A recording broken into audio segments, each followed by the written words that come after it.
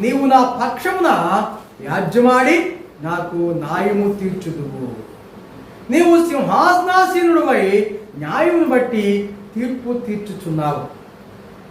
ఎక్కడంట సింహాసనం గురించి మీకు కూడా చెప్పాలి. సింహాసనం ఎక్కినోడికి గర్వం ఉంటుంది.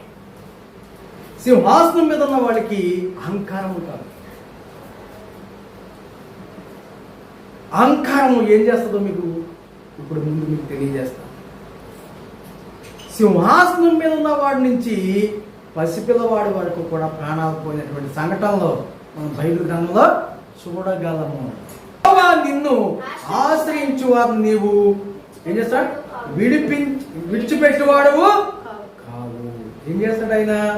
కావున నీ నామం ఎరిగిన వాడు నిన్ను నమ్ముకుంటాడు. ఎవరు నమ్ముకుంటారు? ఆయన నామం మీకు తెలుసా? ఆయన నామము అన్ని నామముల కంటే ఆయన నామములో ఉన్నటువంటి శక్తి, ఆయన నామములో ఉన్న ప్రభావము, ఆయన నామములో ఉన్నటువంటి మహిమ నీ నోట్లో ఉండాలి. ఏముండాలి నీ నోట్లోనూ? ఆయన నామం ఉండాలి. ఏముండాలి? ఆయన నామమును గురించి చెప్పేదానిగా, పాడేదానిగా, ప్రకటించేదానిగా ఉండాలి. అంతేనా? కలిగిందాక అప్పుడు మరణం అంట మనం దాటి వెళ్తుందంట. ఏమవుతుంది మరణము? మీకు గత 3 వారాలుగా చెప్పినటువంటి ప్రసంగం ఏంటి? మరణకరమైన పాపం. ఇందులో కూడా ఉన్నది. ఇది 4 ఈ రోజు వెళ్ళిపోయిన దగ్గర నుంచి మళ్ళీ ఇక్కడికి వచ్చేవాళ్ళకి ఎంతమందితో మాట్లాడుతున్నారు మీరు కదా? అందులో యేసయ్య మాట ఉండాలి.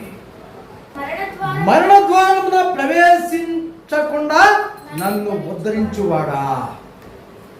ఎక్కడంట? అలాగ చేయకుండా ఉంటే మరణ ద్వారానికి వెళ్ళిపోతాం. అలాగూ చేస్తే మరణ ద్వారంలో ప్రవేశింపకుండా ఆయన మనల్ని ఉద్ధరించడం అంటే ఏంటి? అయ్యా కొడుకు పుట్టాడండి ఉద్ధరిస్తాడు అంటారు కదా. నువ్వు నన్ను ఉద్ధరించేస్తావు, నువ్వు అంట వల్ల అక్కడ నన్ను ఉద్ధరించేస్తావు. భార్య అని భర్త అంటాడా? భర్తని భార్య కూడా అంటాది. కొడుకుల్ని కూతుర్లు అంటారు. కూతుర్ని నువ్వు ఉద్ధరించింది ఏంటి? అక్కడికి వెళ్ళి మీరు ఇక్కడికి వచ్చి ఉద్ధరించేది ఏంటి? ఈరోజు దేవుని ఆలయములకు వచ్చి మీరు ఉద్ధరించేది ఏంటి?